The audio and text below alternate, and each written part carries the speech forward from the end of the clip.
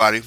I'm Dr. Boyce Watkins from Your Black World, and I'm about to teach the Black Wealth Boot Camp. And before I meet with my students, I wanted to address something that I saw in the media this week, something that will hopefully provide some clarity on an issue that people have been discussing lately. Richard Sherman, the football player who plays for the Seahawks, I believe. He's a really good football player, very intelligent guy, comes from a good family. Seems to have made good choices in his life. Somebody we should really be proud of as a human being. He made some comments about the whole Black Lives Matter movement that drew some controversy. One of my good friends, Etan Thomas, who's a former NBA player, wrote an open letter to Sherman, a very well written letter.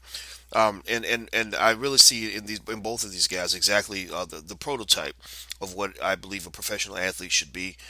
Professional athletes have the broadest, loudest voices in our society, and I think that those voices should be used to enlighten the public on important issues in an intelligent way, in a meaningful way.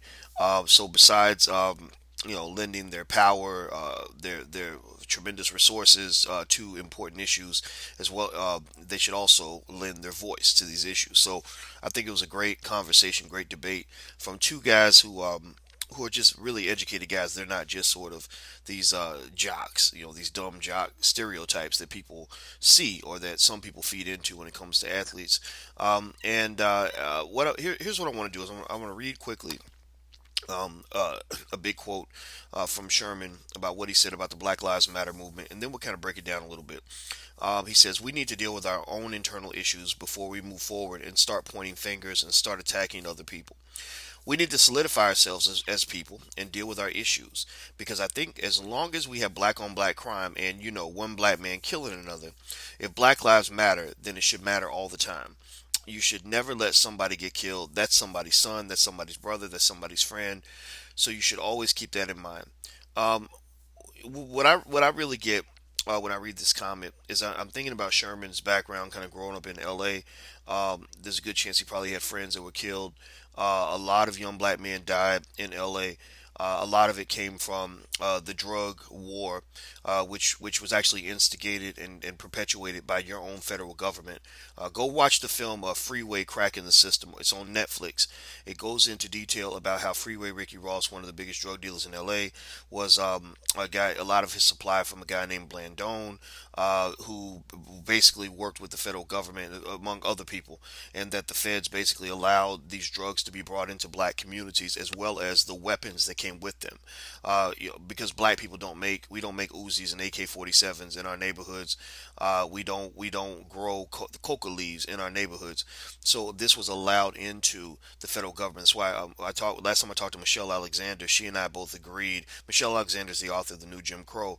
I sent her a text and I said, I think reparations should be called for in the war on drugs, and she said absolutely. And actually, she did write a piece to that, and I thought that was great of her to do that because this obliterated black communities. This created violence where there was none before.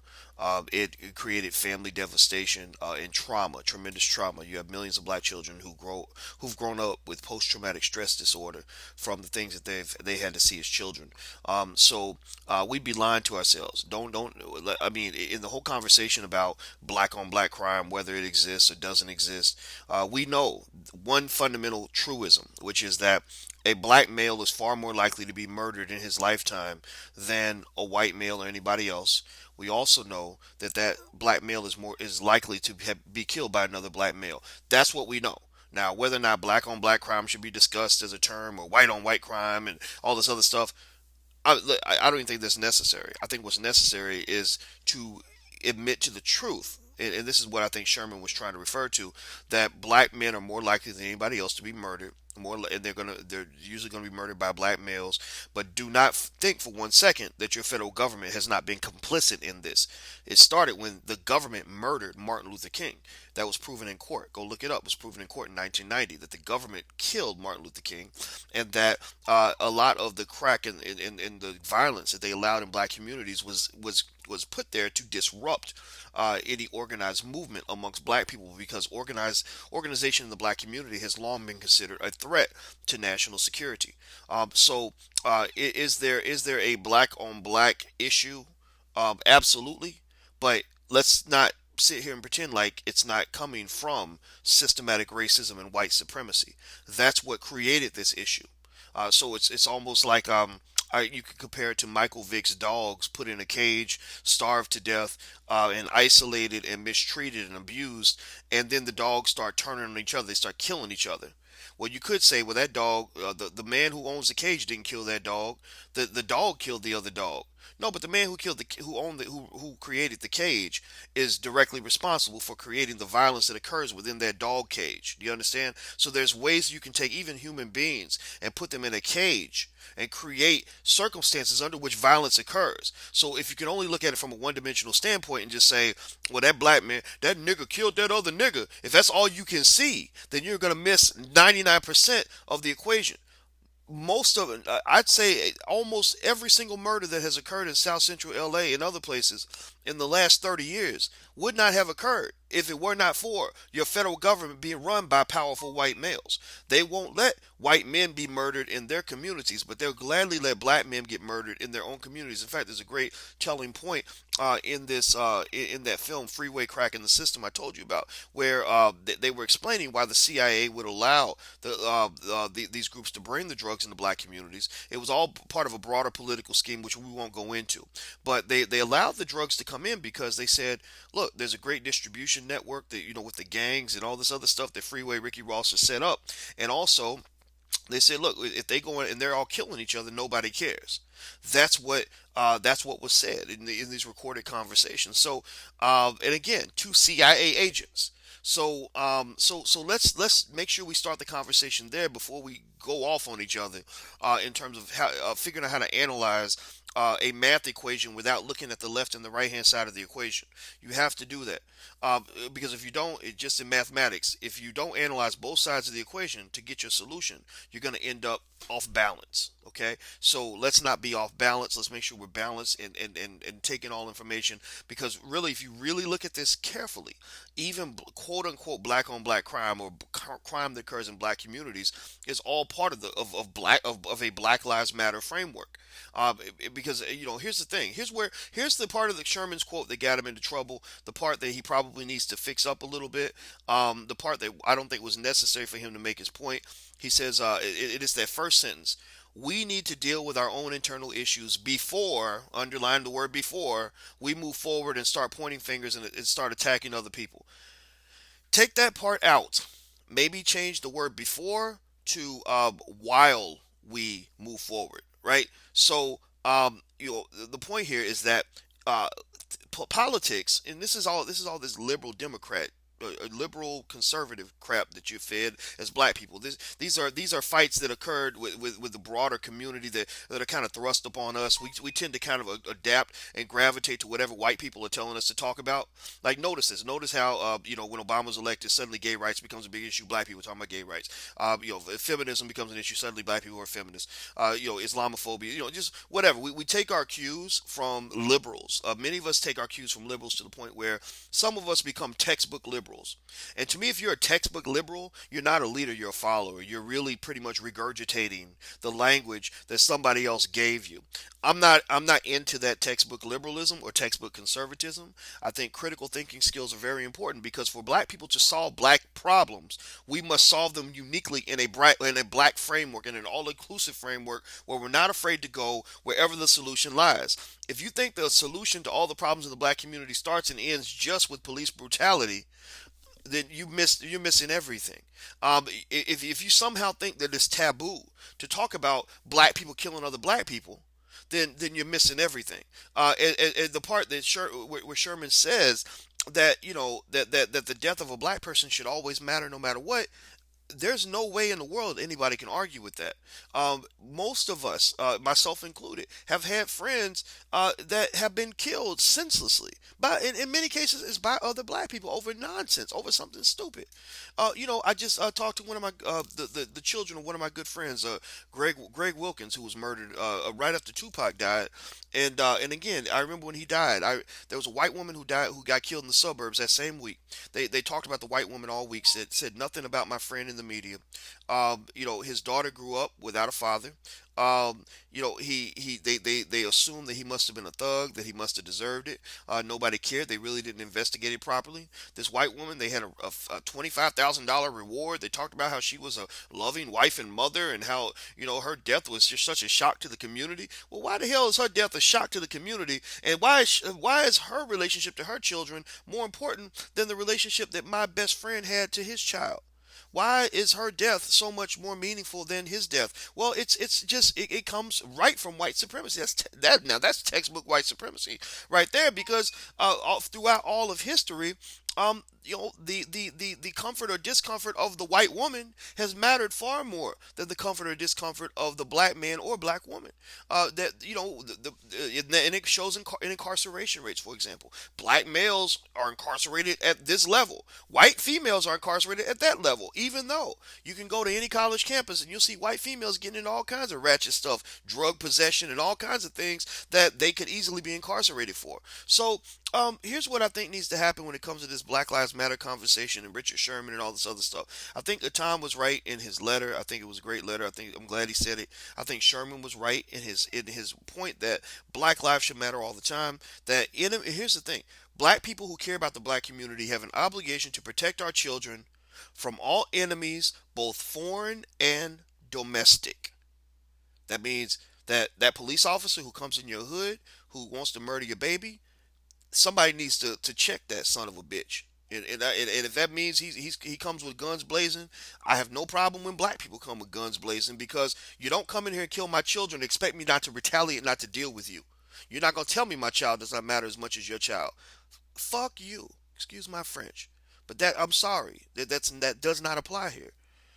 But at the same time, when you've got these young black males who've been brainwashed by a society that's taught them that they want to be a thug, they want to go work for these drug cartels and these other folks who are bringing guns and drugs into communities, and they want to murder black children, they are enemies of black people too. You cannot talk about what the police are doing without also talking about what other people are doing. But you also must talk about what the entire system is doing. You must address all of this in a holistic framework and not just isolate something as if other things do not exist. Because when I look at the war on drugs, what I see a situation that created total chaos, where because there were suddenly drugs and guns in the black community, and these police officers received a federal mandate to go in and deal, quote unquote, deal with this issue, it led to basically several gangs going to war with each other, and innocent civilians were the casualties. You had of course, like for example, in LA, you might have the Crips and the Bloods and everything in between, but then on the other side, you had the LAPD, which became the biggest gang in all of Los Angeles. Corruption was rampant. They were using black men as their commodity to obtain their own economic prosperity. They would repossess the drug money and violate the rights of these young men left and right, and then take this money and buy themselves nice cars and nice houses and all this other stuff, while people look the other way. They would let the drugs come in from the big cartels. They let $1 billion worth of drugs come into the black community, and then go arrest thousands of black men for the distribution of those drugs, which shows that the war on drugs was really an economy that was created by the government. It's like me telling you, I'm going to sell you something over here that's going to make you sick, and then I'm going to sell you something over here that's going to give you the cure. And as long as I'm selling both the illness and the cure, I'm always making money on both sides of the fence. You understand? The war on drugs would not have lasted so long if the government were not supplying the mandate for that war. If they were not supplying what was necessary to continue that war. So it boils down to the commodification of black men, which continues in the criminal justice system, in the prison system, and all this other stuff. Where we live in a society where if a black man is just accused of a crime, that's pretty much as bad as being guilty of that crime. You're not going to be able to afford that $20,000 lawyer. You're not going to get a fair trial from that jury full of white people. You're not going to get fair treatment by the police all along the way. You're more likely to be profiled and stopped, so you're going to get asked questions that white man's not going to get asked. But yet we somehow think that a guy selling a little bit of crack, that's worth $50, $100, $1,000, whatever, that somehow he's a greater bane on our society than the rich white guys on Wall Street who stole billions of dollars, or that he's somehow worse than that family that made billions of dollars selling OxyContin, which is killing people left and right all around the world. I'm sorry, but if you really want to really understand Black Lives Matter, in my opinion, and you really believe Black Lives Matter all the time, then you got to look at Black lives that matter when they're murdered by other Black people. You got to look at Black lives that matter when they're hurt by the police. You got to look at Black lives that matter once they are subject and victimized by the mass incarceration epidemic, where they are severely brutalized by both prison guards and other inmates, raped and going through all kinds of atrocities, put in solitary confinement, tortured, and nobody cares because society has convinced you that these people are nothing but worthless criminals. Sandra Bland was one of those people. The only reason you know about Sandra Bland is because she got killed in police custody. The worst thing that could have happened to Sandra is if she had lived in police custody, because you would have heard her story. They would have put her in prison for a very long time for allegedly assaulting a police officer, and you would have thought, oh, well, she's a criminal. She deserves to be raped in prison. Well, if you didn't want to get raped in prison, then you shouldn't have did the time. Don't drop the soap. That's the attitude society has. So the fact is that if you really want to talk about Black Lives Mattering, you need to really think about what that really means. And I'm not talking about this whole political hashtag movement that's funded by white people. I honestly, I mean, I think Black Lives Matter is a good thing. I'm happy for them and all that other stuff. But honestly, I agree with Yvette Carnell in the sense that I believe that it was fundamentally created to appear to be a grassroots movement that's going to be co-opted by the Democratic Party. That's what I see when I see the technical Black Lives Matter. But it does not mean that they're not right about something. And it does not mean that they can't be a spark to a deeper analysis of what's happening to black people and to the black community. So think about it in a holistic framework. Don't let those damn Democrats control your brain. Don't let the conservatives do it either. Think for yourself. And Richard Sherman, I want to say I appreciate the fact that you spoke on this issue. I could tell it came from a personal place. I'd love to hear the personal story that came with your decision to speak on this issue. I'm glad you did it. Let's just fix that first sentence right there, and let's not get into this whole tick for tat. Like, I can't criticize you because I'm not perfect. No, to hell with that. No, you ain't got to be perfect to tell somebody that they're messing up, that they need to leave your kids alone, they need to stop brutalizing your community. NWA did not have to be a perfect group of young men for them to say fuck the police, because we know that with police corruption being what it is, that there is a serious issue that needs to be addressed. But at the same time, there are certainly other issues that need to be addressed as well. Don't let politics get you to think in a vacuum. Thinking in a vacuum means that you focus on this one issue as if nothing else matters. No, everything matters in a constantly moving framework. It is a dynamic equilibrium, if you will. That's what we used to call it in economics, where you got a lot of moving parts and you must analyze all the moving parts to understand the entire system. The destruction and the extermination of the genocide of black people is a systematic effort. It is not an individual effort that was just sparked by that one police officer on the corner. He and the young black man that he's about to murder are both part of a broader system that brought them together and led to the outcome that you're noticing on the street. So that's all I really want to say. I love Deton's letter. You should read it. It's on thenation.com. It's a good letter. I'm out. I got to go teach this class. I'm Dr. Boyce Watkins from Your Black World. Please take care. God bless. I'm gone. Peace.